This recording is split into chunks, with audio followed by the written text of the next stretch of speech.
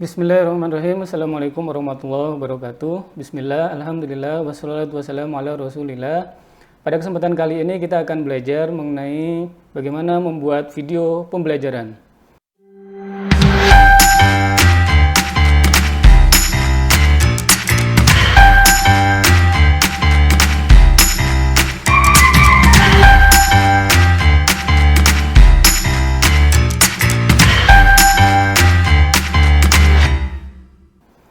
Jadi ada beberapa pendekatan dalam pembuatan video pembelajaran. Yang pertama adalah metode non-linear, yaitu kita merekam video tersendiri, kita take video, kemudian kita siapkan, misalkan kita akan menampilkan slide PowerPoint, berarti kita siapkan JPEG-nya atau kita siapkan screen recorder atau rekaman video tampilan slide PowerPoint atau slideshow-nya.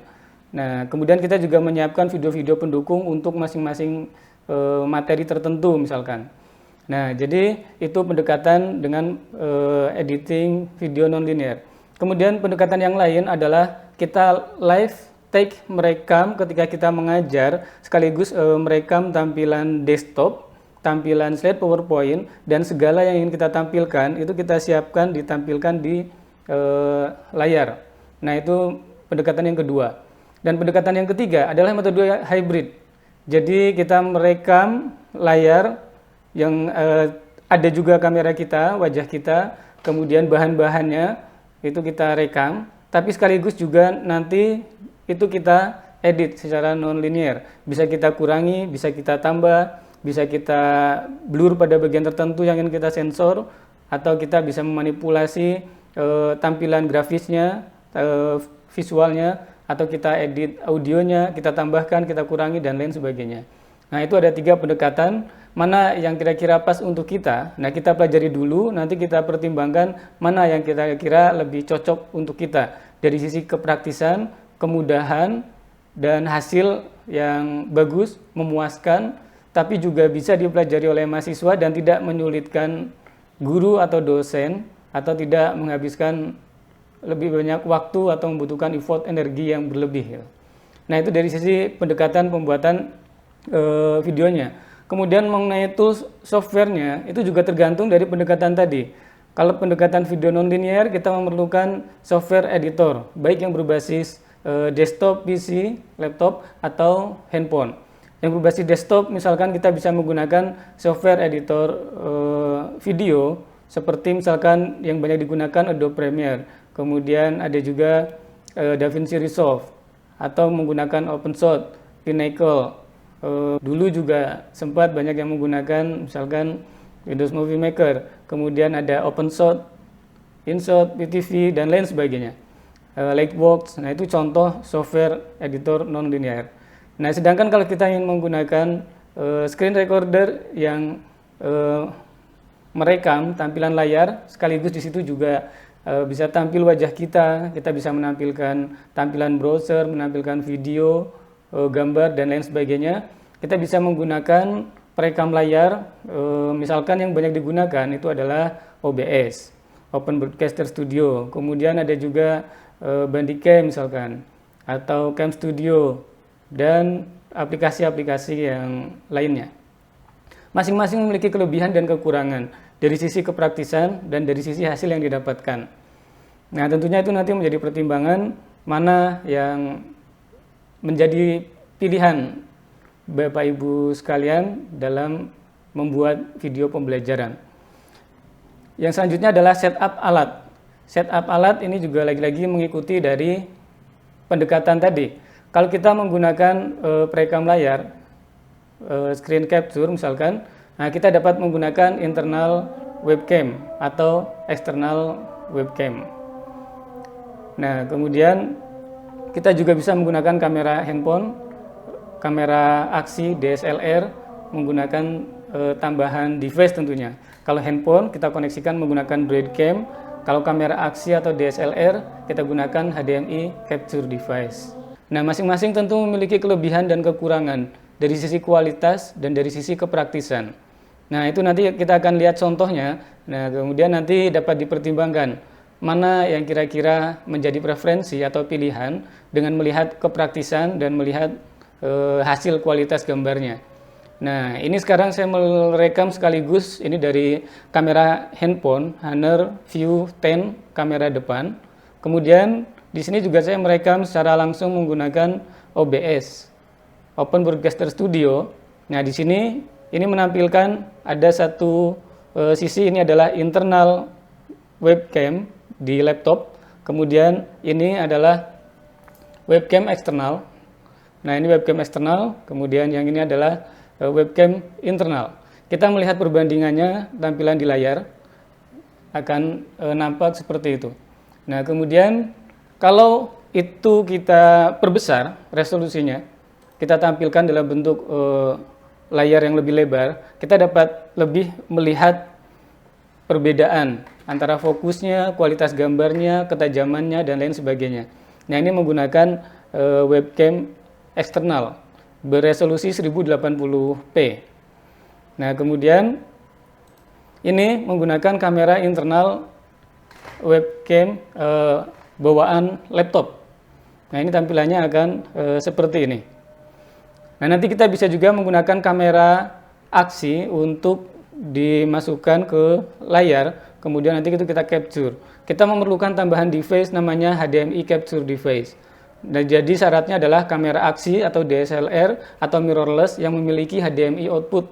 Kemudian nanti itu di capture menggunakan device HDMI capture device tadi, ditampilkan di layar, kemudian screen-nya bisa di capture menggunakan software yang tadi telah disebutkan.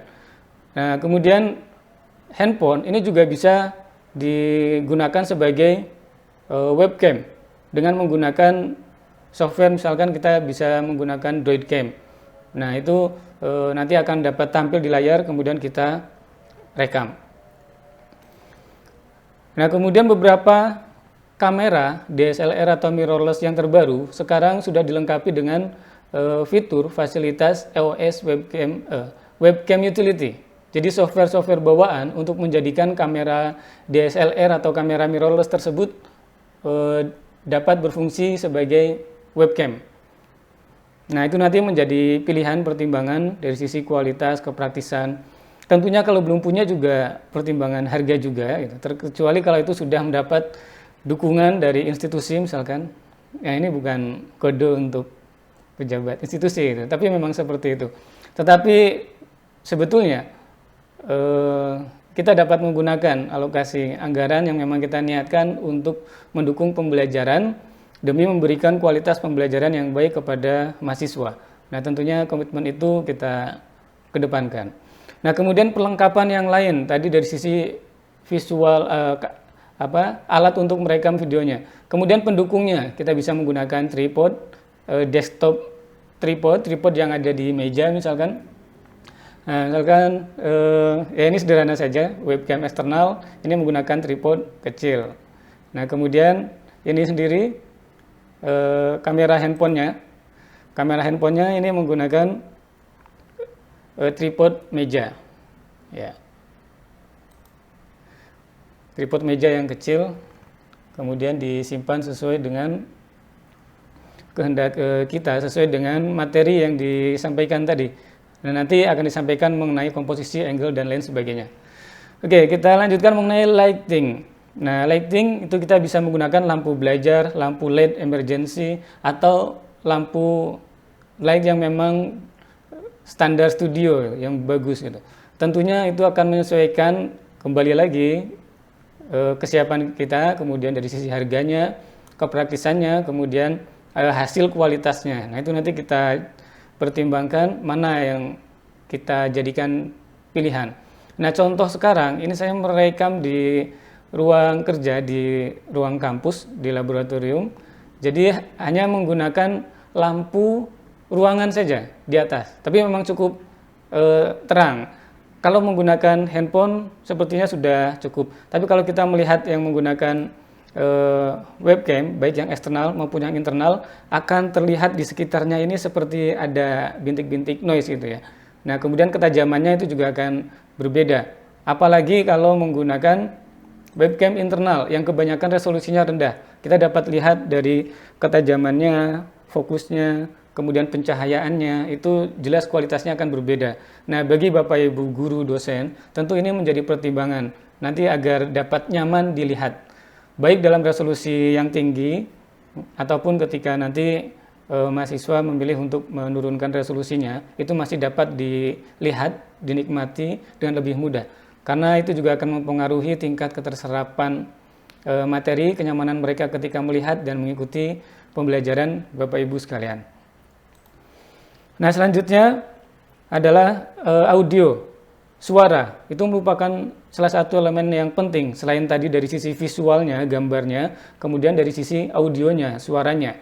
Nah, audio yang tidak bagus tentu akan mengurangi kenyamanan pendengar atau siswa, mahasiswa, pelajar yang melihat video pembelajaran kita. Suatu konten yang bagus kalau audionya tidak mendukung dengan kualitas yang juga standar, tentu akan mempengaruhi ketika konten yang bagus tersebut didukung pula dengan audio yang juga standar dan bagus. Enak didengar, nyaman didengar, maka pendengar, pemirsa, pelajar itu akan lebih menikmati, lebih mudah untuk mengikuti alur video pembelajaran tersebut. Nah, opsi-opsinya, pilihannya untuk audio itu, yang pertama jelas kita bisa menggunakan mikrofon bawaan, baik bawaan dari laptop ataupun bawaan dari handphone. Nah, selanjutnya kita bisa menggunakan mikrofon eksternal, baik itu yang berupa clip-on seperti yang sekarang saya gunakan, atau menggunakan mikrofon kondenser, ada di rumah saya, kemudian mikrofon dynamic atau jenis mikrofon yang lain. Atau bisa juga menggunakan voice recorder. Nah, voice recorder ini berarti terpisah. Nanti kita rekam sendiri hanya untuk merekam suara. Jadi kalau kita menggunakan beberapa kamera atau kita jaraknya berubah, berpindah tempat, itu kalau menggunakan voice recorder, nanti kita perlu melakukan sinkronisasi. Nah, ini tentunya kalau kita menggunakan pendekatan editing video yang non-linear tadi, menggunakan voice recorder. Beberapa tipe voice recorder itu bisa juga sebagai mikrofon input USB untuk laptop ataupun handphone. Misalkan kita mengenal ada Zoom, itu kita bisa gunakan sebagai mikrofon juga selain sebagai voice recorder yang bisa kita bawa terpisah. Jadi tidak memerlukan device lain untuk merekam. Nah, itu kalau voice recorder. Nah, ini bisa nanti dibandingkan ini suara ketika menggunakan mikrofon clip-on. Nah, kemudian ini juga sekaligus saya merekam menggunakan OBS Studio, menggunakan mikrofon bawaan dari laptop. Kita bandingkan suaranya, ini menggunakan mikrofon clip-on, dan ini seandainya menggunakan mikrofon internal bawaan laptop. Nah, itu tadi suaranya dapat dibandingkan nanti ya, setelah melewati proses editing. Cek tes on 1, 2, 3, ini coba cek audio tanpa clip-on. Oke.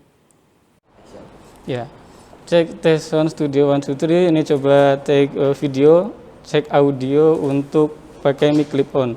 Jadi ini sekarang pakai mic clip on yang mic-nya diletakkan di kerah. Oke. Kemudian teknik pengambilan gambar, teknik shot dasar. Ini yang disampaikan di materi workshop yang diselenggarakan oleh Fakultas Sains dan Teknologi UIN Sunan Kalijaga Yogyakarta bekerja sama dengan Dot Studio. Jadi beberapa materi diantaranya ini saya catat yang penting-penting yang itu berpengaruh dalam kualitas video pembelajaran kita. Selanjutnya adalah teknik pengambilan gambar. Ada beberapa shot dasar. Yang pertama adalah close up, kemudian yang kedua medium close up, yang ketiga adalah mid shot, yang keempat medium long shot, dan yang terakhir adalah long shot. Nah, contoh pengambilan gambar close up jarak dekat misalkan seperti ini. Kemudian medium close up seperti ini. Ya. Medium close up. Kemudian apabila mid shot tentunya jaraknya lebih jauh, mulai dari pinggul ke atas. Nah, kemudian medium long shot agak lebih jauh, mungkin sebagian dari kaki kita terlihat. Sementara kalau long shot jarak jauh yang terlihat keseluruhan dari kepala sampai kaki kita, sampai sepatu sandal kita terlihat, itu menggunakan long shot. Nah, tentunya pilihan tadi itu akan berpengaruh terhadap nanti ketersediaan area untuk kita gunakan sebagai teks grafis atau menampilkan informasi, title, subtitle, tulisan, gambar, dan lain sebagainya. Kalau dengan menggunakan medium shot seperti ini, kita memiliki cukup area di sekitar kita. Kalau teknik pengambilan center seperti ini, maka ada di sebelah kanan kiri. Kalau dengan teknik pengambilan misalkan agak di samping seperti ini, kita memiliki area yang cukup luas di sini untuk menuliskan teks, grafis, informasi yang lainnya. Baik. Itu tadi mengenai shot dasar dan pengaruhnya terhadap teks grafis. Berpengaruh juga jangkauan mikrofon. Tentu kalau menggunakan mic clip-on seperti ini, baik ketika close up, atau ketika medium, atau ketika jarak jauh, misalkan long shoot, ini lebih jauh lagi, itu akan relatif tetap karena jarak mulut dengan mic clip-on itu sama. Tetapi ketika menggunakan mikrofon shotgun misalkan atau mikrofon kondenser apalagi yang patternnya, polanya, jaraknya itu tertentu, itu akan mempengaruhi teknik pengambilan gambar dan kualitas suaranya. Itu menjadi pertimbangan juga. Orientation pengambilan gambar ini menggunakan landscape, nah kebanyakan landscape, tapi dalam kondisi tertentu bisa jadi kita membutuhkan portrait. Contohnya ketika di sebelah kiri ini menampilkan slide PowerPoint, kemudian di sebelah sampingnya lagi ada satu area yang itu untuk misalkan menampilkan pembicara dan informasi-informasi singkat. Mungkin dalam kondisi seperti itu memerlukan portrait, tapi secara umum kita dapat menggunakan orientasi landscape. Nah, kemudian komposisinya kita mengatur agar tidak banyak ruang yang tersisa. Nah, apabila seperti ini di bagian atas masih banyak ruang yang tersisa. Sebaliknya tidak juga terpotong. Apabila merekamnya seperti ini, nah tentu ini terpotong. Ada bagian yang terpotong, itu akan mengurangi kualitas komposisi. Nah, maka yang baik adalah menggunakan headroom, jadi ruang wajah kita. Ketika kita bagi layar ini menjadi 3, maka sepertiga ke atas, ini mata kita ada di garis sepertiga. Nah, sampai titik atas ini masih ada sedikit ruang atau jarak.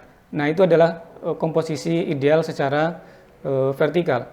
Secara horizontal kita bisa menggunakan terletak di center atau kalau kita bagi menjadi 3 garis, ini kita ada di sisi sebelah kanan atau sebelah kiri dari layar. Untuk nanti di sisi yang lain itu kita gunakan untuk menampilkan teks grafis. Rule of third itu banyak digunakan sebagai standar dalam pengambilan fotografi maupun videografi. Jadi objek utama itu berada di bagian 1/3 pusat di area layar kita. Nah, kemudian angle atau sudut pengambilan gambar. Ini sudut pengambilan di mana kamera ini relatif searah dengan posisi wajah. Nah, baik yang webcam internal laptop ini sudah terposisikan karena laptopnya di meja, sehingga webcam internalnya itu searah dengan mata. Ya, ini sudah searah. Kemudian yang webcam eksternal ini agak ke bawah sedikit, dia tetapi masih relatif searah. Nah, kita dapat menggunakan angle yang lain, misalkan high angle. Jadi menggunakan sudut dari sisi atas, pojok atas. Nah, misalkan seperti ini. Nah, maka ini berarti teknik pengambilan gambar dari sisi atas. Kita bisa sedang menatap laptop atau sedang menatap ke arah kamera. Sementara low angle itu dari sisi bawah seperti ini. Ini memberikan kesan kita tinggi ya, karena pandangannya dari bawah. Seperti itu. Nah, kemudian pengaturan pencahayaan, tadi sudah disampaikan bahwa ini dilakukan pengambilan gambar di kamar yang hanya dilengkapi oleh lampu ruangan di dalam ruangan kerja. Nah, itu adalah pencahayaan lampu ruangan. Jadi tidak ada tambahan lighting baik dari depan, kanan, kiri atau dari background, itu tidak ada. Menggunakan handphone mungkin itu masih dapat ditolerir Tetapi nanti kita lihat kualitasnya ini seandainya menggunakan webcam. Dan nanti kita bandingkan juga seandainya ada tambahan pencahayaan, kemudian lokasinya berbeda, misalkan di rumah, bahkan di kamar itu bisa kita setting dengan teknik pencahayaan tertentu sehingga itu tidak terlalu terlihat di kamar pribadi gitu ya. Nah, tapi itu menjadi pilihan. Seandainya memiliki ruangan khusus yang lebih representatif, itu nanti bisa kita siapkan agar pencahayaannya tidak terlalu terang, tidak juga terlalu gelap, tidak backlight, dan juga tidak timpang. Sangat terang atau cerah di bagian tertentu, sementara di bagian yang lain gelap misalkan. Nah, itu nanti kita atur di bagian pencahayaan. Baik, sementara itu dulu. Insya Allah berlanjut lagi pada penjelasan selanjutnya, yaitu pada tahap editing, bagaimana proses mengedit video yang sudah direkam. Ya, terima kasih. Assalamualaikum warahmatullahi wabarakatuh.